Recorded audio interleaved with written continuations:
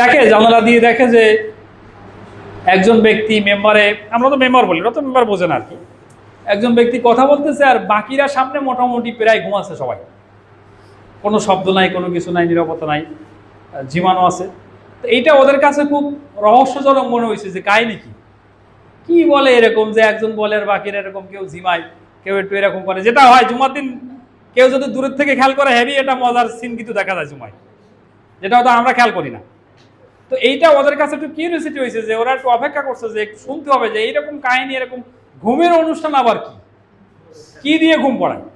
ওরা ওয়েট করলো, ওয়েট করার পরে জুমার নামাজ শেষ হয়ে গেলে একজন যুবককে ওরা বললো যে আমি আপনার সাথে কথা বলতে চাই। ঠিক আছে, বলছে যে কাহিনী এখানে বুঝলাম না কি হলো, আমরা তো ঘুমানোর জন্য অনেক ট্যাবলেট খাই, অনেক কিছু করি, আমাদের তো স্বাভাবিকভাবে ঘুম হয় না, ঘুমের জন্য কত কিছু না চিকিৎসা নেই, তো আপনাদেরকে এখানে কি চিকিৎসা দেয়া হলো যে কোনো কিছু নাই, একজন কথা বলে আর ঘুমান, কাহিনী কি, এটা বলতে বড় ইচ্ছা হচ্ছে জানতে।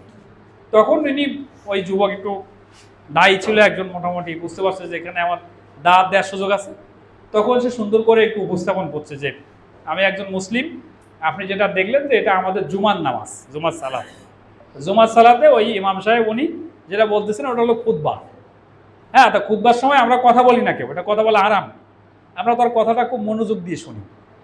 ঠিক আছে, তো মনোযোগ দিয়ে শোনার কারণে ওখানে একটা শান্তিপূর্ণ পরিবেশ তৈরি, আবহাওয়া তৈরি হয়, মানুষ খুব মনোযোগী থাকে, যার কারণে ওইটা আস্তে আস্তে কি তাদের ভিতরে একটা ঘুমের পরিবেশ, আমেজ তৈরি হয়।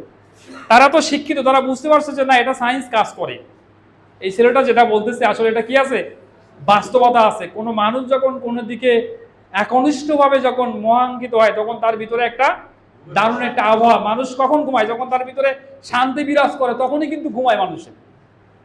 টেনশন, অশান্তি, অন্যদিকে মনোযোগী হইলে কিন্তু ঘুম নষ্ট হয়, কিন্তু কোনো টেনশন নাই, অমনোযোগীরা এমনি কখন ঘুমায় গেছে।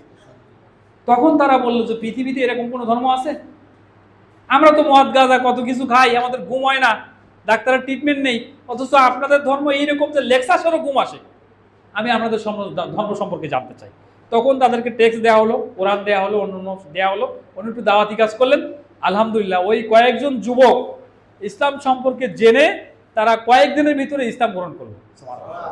তাহলে ঘুম দেখলে কি ইসলাম গ্রহণ করার সুযোগ আছে কিনা? ঘুম একটা বড় দাওয়াতি কাজ করা কিনা, দাওয়াতি কাজ কিনা, এই জন্য সব জায়গায় আমার ঘুমানো যাবে না, এই আর কি।